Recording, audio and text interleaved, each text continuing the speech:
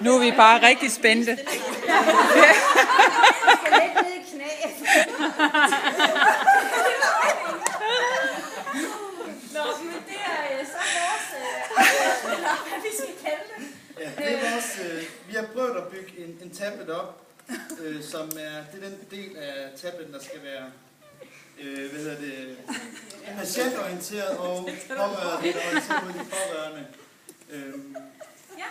Ja, og så den tablet skal så rumme en række funktioner. Det er så dem, jeg så har prøvet at afbilde, hvordan det kan se ud, hvis det var. Heroppe, der har vi en, det er vores medicin. Der har vi en behandlingsplan, som vi så også symboliserer ved en vifte, fordi der er mange forskellige personer indover, og der er mange oplysninger, som munder ud i én ting. Ja. Så har vi medicin, som ligger nede på gulvet, men det er meningen, at patienten kan gå ind og få information om den medicin, som de får. Og måske også sådan finde ud af, hvad der ellers kunne være alternativt, eller de kan sidde og snakke sammen med lægen eller sygeplejersken om, hvordan tingene ser ud. Det er medicin, der så kører efter behandlingsplanen, så kan vi gå ind og læse om det specifikke, der er ordineret til en selv. Ja, så har vi kalenderen herovre, hvor der er de forskellige aftaler på ind, som vi også snakkede om tidligere, tror jeg, hvor vi kunne se, at Lønne, hun ligesom havde, jamen så skulle hun det, så skulle hun det ind i der. Og den kan man så kombinere med, at vi tænker farver, du ved, rødt det er personale, der går ind og sætter det, så kan du selv sætte blå ind, så man hele tiden deler personale og pårørende og patient, så alle hele tiden kan se, hvad skal der ske inde på den stue, som en del af den kalenderfunktion. Så har vi den sidste blå herovre, det er i forhold til diagnose, så man kan gå ind ud fra, hvad diagnose man har, og ligesom kan få noget information der. Ja, det kan jo være noget information fra patientforeninger og så videre. Så dem har vi afbildet, de fire her har vi afbildet med blot, for at det er, hvad kan man sige, for eksempel, vi vil need to know, at de fire her, det er en rigtig god ting at gå ind og kigge på dem. Det kommer forklaring på, men vi har valgt at farvekode til på appen, så man får et dansk overblik over, hvad er relevant at gå ind på, det er ikke så relevant. Ja. Så går vi videre til de lyserøde. Det er den her, det skal få til service. Det er, at du kan bestille, hvad mad du gerne vil have. Hvis der skal laves noget rengøring, eller du har behov for noget andet form for service, så kan du simpelthen gå ind og finde det. Sengeforlænger, hvad det nu er, det skal man selv gå ind og bestille, hvis der er der. Så har vi vores telemedicin med vores 2 små ansigter. Noget Skype og noget, man kan koble sig op ved at klikke på det. Ja, og de er så også bare lyserøde, for det er sådan et servicetilbud, men det er måske en meget god ting også. Ja, og hernede, Den er vi spændt. der har vi, det her det er underholdning. Ikke også? Den hænger der. Og det er så der, man skal have sin internetbrowser, man skal have sin spil, man skal have sin tv-adgang. Det er der.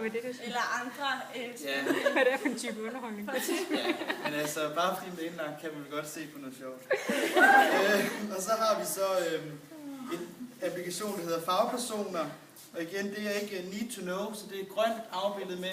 Men det er en mulighed, man har for at gå og læse, hvilke faggrupper er der på den her afdeling. Og så begynder måske at læse en kort beskrivelse af, hvilke sygeplejersker er der, hvilke ergo har til daglig gang, fyser, læger osv. Og så en kort beskrivelse af de ansatte, der er der, som så samtidig også har et billede herover i kalenderen, så du har mulighed for at gå ind og, hvad kan man sige, nærstudere lidt mere og lære dine behandlere at kende. Ja, så har vi den sidste, det er et spørgsmålstegn, det er learning. Det er planen, at der skal være en masse for ting. Et learningscenter simpelthen omkring sygehuse. Ja. De ting, der ikke lige er koblet ind under de andre punkter, og man kan samle det der, hvis der er ting, man synes, man har behov. Det kan være derinde, hvor der er de der anmeldelser, de stopper med at ryge ting og sådan noget. Ja. Så altså, det kan være inde i det der learningscenter. Men igen, det er ikke nødvendigvis, du behøver ikke gå ind i det, det er et tilbud. Det er også for, at man ikke som bruger, så skal man ikke være forpligtet sig i, at man skal gå ind i alle de her apps, fordi du kan lære så meget. Så vil jeg sige, jamen, de blå, dem anbefaler vi, du går ind i. Det er vigtigt. Hvis du kan bruge dem, så får du rigtig meget ud af dit ophold her.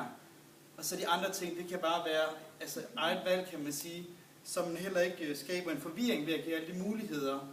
Altså, ja, i hvert fald sortere ud i, hvilke muligheder der er, så man ikke, det ved jeg ikke, bliver forvirret, som sagt. Lige præcis. Og så her til nede til sidst, så lige for at være sikker på, hvilken patients iPad, der nu lige er gang i, så når man logger ind på den, så kommer simpelthen eller navn og CPR-nummer og dato, som det står der.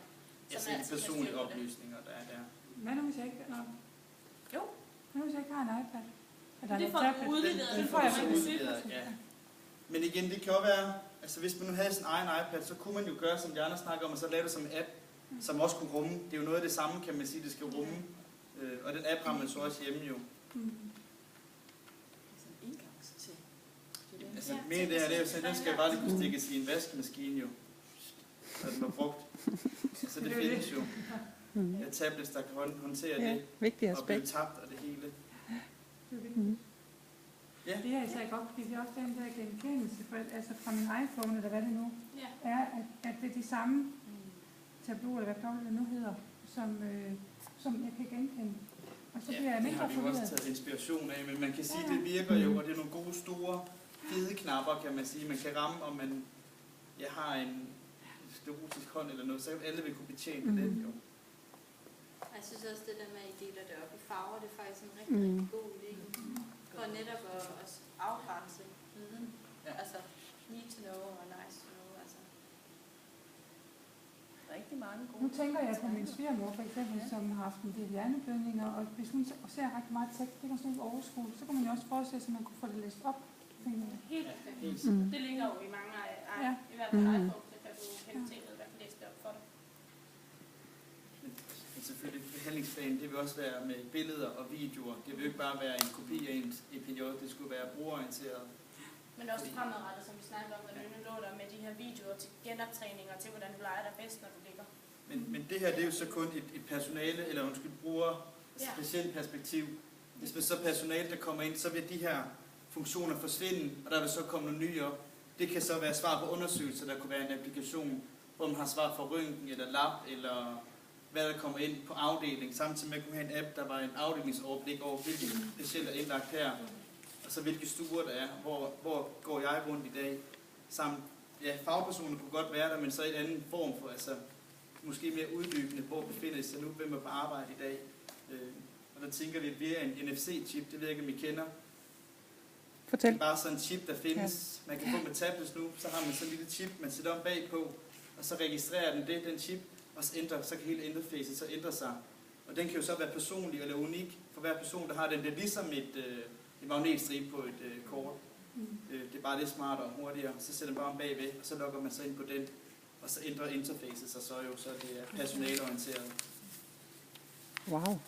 Smart. Ja, jeg tænker også på, at nu når vi har så mange de der tavler, man har ude på afdelingerne, hvem der er på arbejde nat og dag, og så en stor sådan en app, eller tablet, bliver ligesom en smartboard. Men altså, det er jo det, vi snakker om, hvorvidt den her skulle kommunikere med Citrea, som jo allerede er, man bruger allerede jo, det er jo også, hvad kan man sige, smart måde, den overblik over sine patienter, hvilke planer der er der. Og det med så kommer ind til Citrea, hvorvidt det bare skulle komme ind i kalenderen her, de aftaler, der ligger der, hvem der kommer ind og besøger, de skulle kunne snakke sammen i forskellige systemer. Og lige så vel, at du så kan gå ind i personalet og se på altså som personale kan gå ind i fagpersonen og se, hvem er på arbejde, hvem skal arbejde sammen med, hvem kan få fat i hvornår. Jeg vil lige forestille mig sådan en smartboard, det er ude på der, hvor der så kan man lige trække ned og hen og sådan. Lige præcis. På forskellige måder. Yes. Vi er med på den.